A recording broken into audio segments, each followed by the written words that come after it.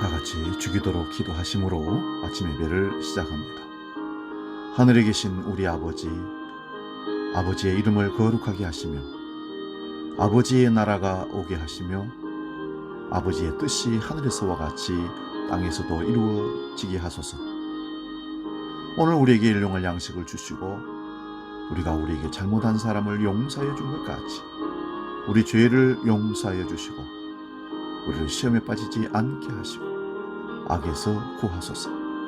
나라와 권능과 영광이 영원히 아버지의 것입니다. 아멘.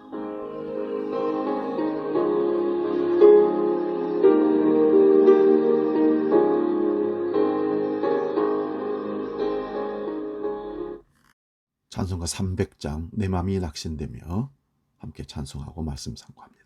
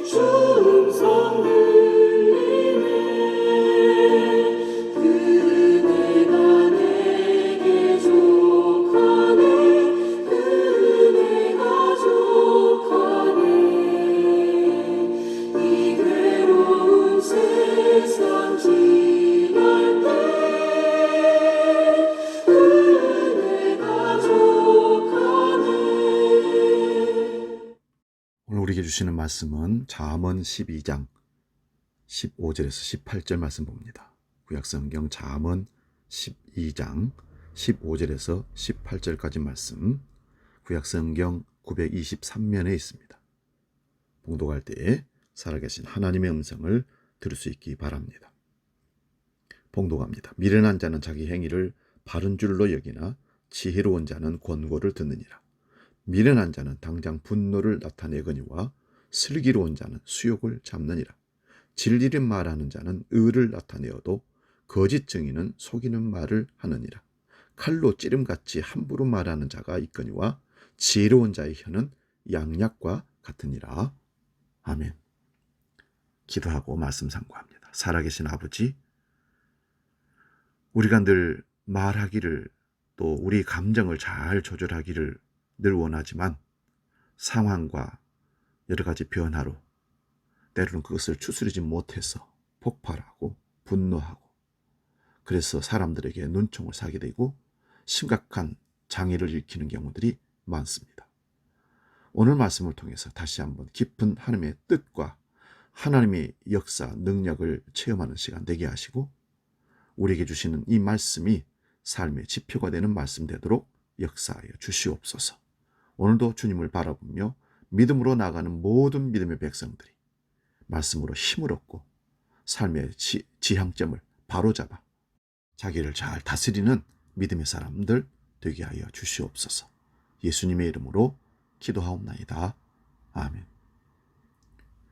오늘 봉독한 말씀으로 분노를 다스리라, 이런 제목으로 말씀을 상고합니다. 분노를 다스리라. 살아있는 사람은 희노애락의 감정을 가지고 있습니다. 기쁨, 분노, 슬픔, 즐거움. 분노도 인간의 일상적인 감정 중 하나인 것을 꼭 우리는 인정해야 됩니다. 어쩌면 현대인들에게 분노는 가장 흔한 감정일지도 모릅니다. 그러나 분노가 일상적인 것이라 할지라도 그냥 방치하면 큰일 납니다. 그 파괴력은 참으로 엄청나다는 사실을 우리가 다 경험했기 때문에 그렇습니다. 내가 분노해서 상황을, 가정을, 여건을 악화시켰든지 분노하는 사람을 통해서 내가 피해를 받든지 이런 경험들을 우리 다 가지고 있습니다.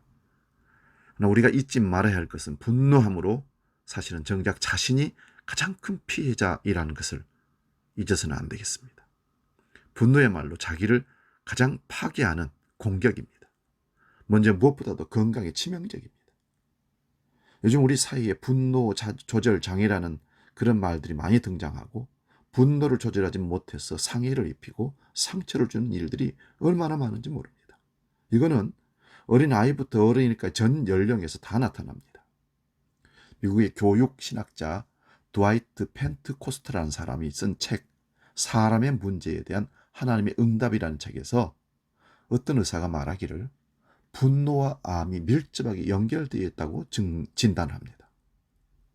어떤 사람이 암에 걸려 죽게 되었는데 그 암세포 발생 시기를 추적해 보니까 그 환자가 큰 분노에 휩싸여 살았던 때인 3년 전쯤으로 형성되었다고 그렇게 밝혔다는 것입니다. 그래서 저자는 분노할 때 암이 생긴다, 이렇게 결론을 내리고 있습니다.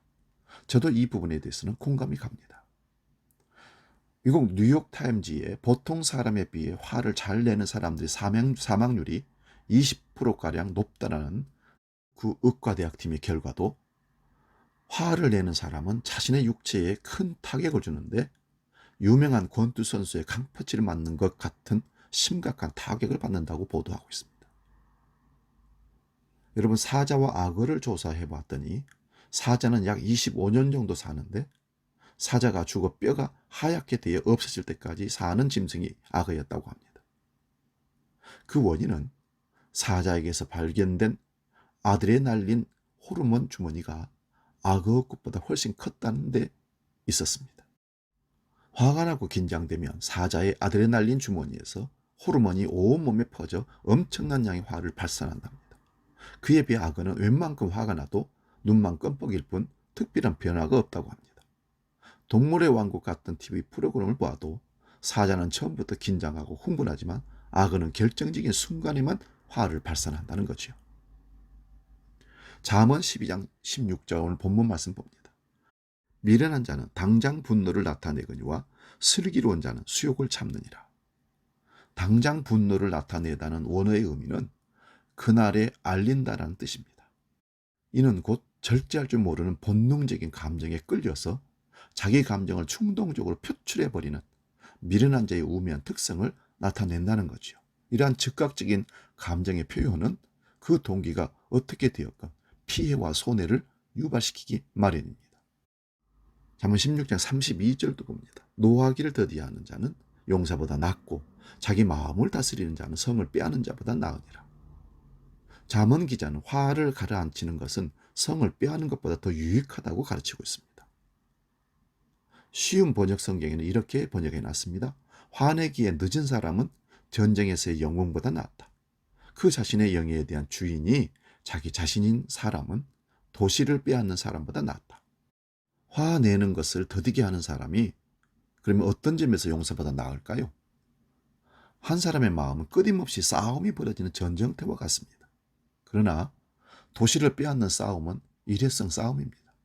매일의 삶 속에서 분노를 이겨내고 마음을 다스리는 사람이 도시를 빼앗는 영웅보다 나은 것입니다. 승리해야 할 인생, 극복해야 할 장벽은 무엇일까요? 내 인생을 파괴하는 주범을 잡아야 됩니다. 그 첫 번째 장벽이 분노입니다. 그러나 분노 중에도 거룩한 분노도 있다는 것을 기억하십시오. 하나님께서는 우리가 분노하기를 원하시는데 단 거룩한 분노에 한해서 분노하라는 것입니다. 구약 성경에 분노라는 말이 450회 정도 나온다고 합니다.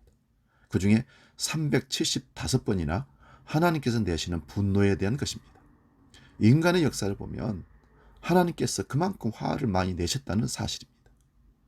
시편 7편 11절 말씀 봅니다. 하나님은 의로우신 재판장이시며 매일 분노하시는 하나님이시로다. 신약 성경에도 예수님께서 웃으셨다는 장면은 거의 없습니다.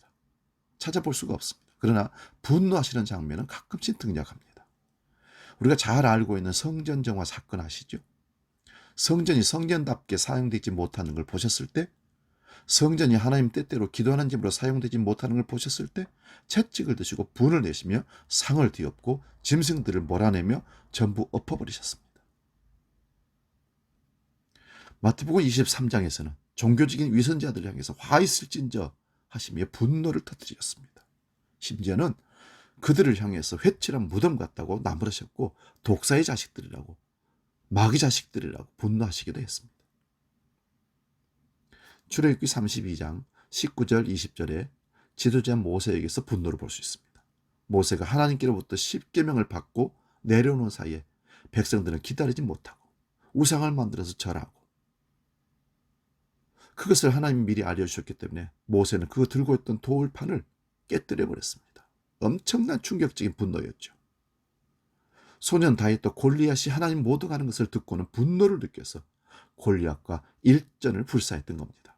결국 승리하여 하나님의 역사 무대에 당당히 등장하게 되는 계기가 되었습니다. 이런 분노가 거룩한 분노지요. 우리가 하나님의 마음을 가지고 세상의 악이 흉흉하고 하나님의 뜻대로 되지 않는 것에 대해서 거룩한 분노가 필요한 것입니다. 우리는 자신의 뜻대로 기대대로 되지 않았을 때 분통을 터뜨리는 경우가 많습니다. 자존심이 상하거나 자기 신념이 방해받고 위협받았을 때입니다. 하나님의 뜻과는 상관없이 돌아가는 세상에 대해 분노하며 화를 내는 사람은 찾아보기 힘듭니다. 신앙인다운 분노를 나는 가져본 적이 있는지 한번 생각해 봅시다. 그런 신앙인다운 분노를 가질 때 회개가 일어납니다. 하나님의 뜻대로 살고 싶은 인생 궤도의 수정이 우리에게서 일어납니다. 분노라는 것 자체가 에너지이고 힘이 되는 겁니다. 평소에 분출해내지 못했던 힘이 자기 속에서 일어난다는 말이죠. 내 자신이 하나님 뜻대로 살지 못하는 것이 속상하고 화가 납니다. 교회가 그러고 이 민족이 하나님 뜻대로 나아가지 못하는 것 때문에 화가 나야 합니다. 자기 삶을 던져 이런 안타까움을 놓고 기도할 수 있는 사람이 되어야 합니다. 어떤 사람은 화내는 것까지는 잘하는데 본인의 헌신은 꺼립니다. 자신으로부터 변화가 일어나지 않으면 거룩한 분노는 아닌 겁니다. 그렇지 않다면 그저 자기 건강을 해치고 사람들 관계를 망치고 마귀에게 틈을 줄 뿐입니다. 분노는 통제되지 않으면 마귀에게 틈을 제공한다는 것을 꼭 기억하십시오. 에베소서 4장 26절 27절을 봅니다. 분을 내어도 죄를 짓지 말며 해가 지도록 분을 품지 말고 마귀로 틈을 주지 말라. 공동번역 성경에는 악마에게 발붙일 기회를 주지 말라라고 번역해 놓았습니다. 통로가 확보되면 금방 들어올 수 있습니다. 분노는 마귀가 우리들 마음속에 들어와 지성과 감정, 의지를 마음대로 작동하게 하는 통로를 만들게 됩니다. 그럼 분노의 해결책이 무엇이 있을까요? 어쩌면 분노는 인간세에 피할 수 없는 것인지도 모릅니다. 하지만 이미 분노의 감정에 사로잡혔다면 잘 다스릴 필요가 있습니다. 더 발전해 죄로 옮겨가서는 안 되는 것이죠. 분을 내어도 죄를 짓지 말며 해가 지도록 품지 말라. 방금 말씀드렸던 것처럼 성경은 분냄과 죄를 구별하고 있습니다. 우리가 분노의 감정을 잘 해결하지 못하면 죄를 짓게 된다는 것이죠. 문제는 구체적으로 발전하지 못하도록 미연에 차단하는 것이 필요합니다. 그냥 두면 우리 안에 있는 죄의 성향들과 뭉쳐서 사고를 치게 됩니다. 다시 말하면 조절만 잘 되고 선을 넘기지 않는다면 분노의 감정을 성경적으로 잘 소화할 수 있으면 그것을 오히려 유익하게 신앙생활의 도움으로 끌어갈 수 있는 재료로 쓸 수 있다는 것이죠. 어떤 분이 그럽니다. 정말 죽이고 싶도록 마음이 아프고 폭발하고 분노가 난다는 겁니다. 그런 사람은 무조건 참고 참아라. 그럴 수는 없는 겁니다. 화가 치밀어 오를 때 이길 수 있는 유일한 방법은 참는 방법인데, 중요한 것은 내가 내상을 입는다는 거죠. 어떤 사람은 암이 된다는 얘기도 듣습니다. 우리가 이 참는다는 것을 그 환경, 그 사람에 대해서 참는다고 생각하면 참을 수가 없습니다.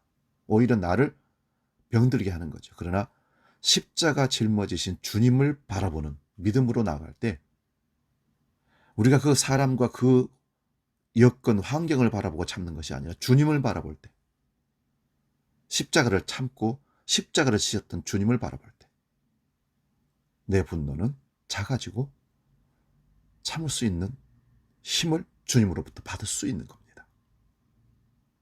십자가를 바라보십시오. 십자가에서 참고 인내하신 주님을 바라보십시오. 죄 없이 십자가에서 돌 맞고 죽어가시는 그 주님을 바라보십시오. 우리의 분노는 아무것도 아닌 것입니다. 그 다음에 상대방을 돌아보는 역지사지를 가지는 노력이 필요합니다. 분노의 고리가 풀리기 위해서는 어느 정도의 시간이 필요합니다. 그래, 그 사람의 입장이라면, 그런 입장이라면 나도 틀림없이 그럴 수 있을 거야. 역지사지가 필요합니다. 그리고 하나님께 기도합시다. 화를 근본적으로 다스리기 위해서는 마음의 평화를 유지해야 되는데, 분노의 감정을 다스리려면 먼저 자기 감정을 통제할 수 있어야 되는데, 그렇다면 사람 만드신 하나님이 그걸 잘 알고 있지 않겠습니까? 그래서 하나님께 그것을 올려드리는 겁니다. 다스릴 수 있는 힘을 주시고 지혜를 주십시오. 분노라는 감정을 잘 조절하기 위해서 우리는 성령 충만함을 받아야 됩니다. 오늘 우리 감정과 정서를 하나님께 맡겨드리고 기도할 수 있기 바랍니다. 골로새서 3장 8절 말씀 읽고 마치겠습니다. 이제는 너희가 이 모든 것을 벗어버리라. 곧 분함과 노여움과 악의와 비방과 너희 입에 부끄러운 말이니라. 기도하겠습니다. 하나님, 세상을 바라보며 가정을, 자녀들을, 우리 이웃들을, 지인들을 바라보며 때로는 분노할 수밖에 없는 일들이 많이 벌어집니다. 그러나 그 분노가 나를 오히려 해를 입히고 나를 죽게 한다는 사실을 깨닫고, 분노하기보다 그 분노를 다스릴 수 있는 지혜와 믿음을 말씀을 통해서, 주님을 통해서 얻고 기도함으로 오히려 그 분노를 나를 성장시키고 나를 변화시키는 에너지의 재료로 쓸 수 있도록 지혜로움을 허락하여 주옵소서. 분이 나고 마음 슬프고 아플 때 주님 지신 십자가를 바라볼 수 있는 믿음을 우리에게 허락하여 주옵소서. 이제는 우리 주 예수 그리스도의 은혜와 아버지의 크신 사랑과 성령님의 감동, 교제 역사 충만케 하시니 분노를 조절하여 주님의 믿음의 장성한 분량에 이르기로 결단하며 나가는 모든 믿음의 식구들 머리 위에 영원히 함께 계시기를 간절히 축원하옵나이다. 아멘.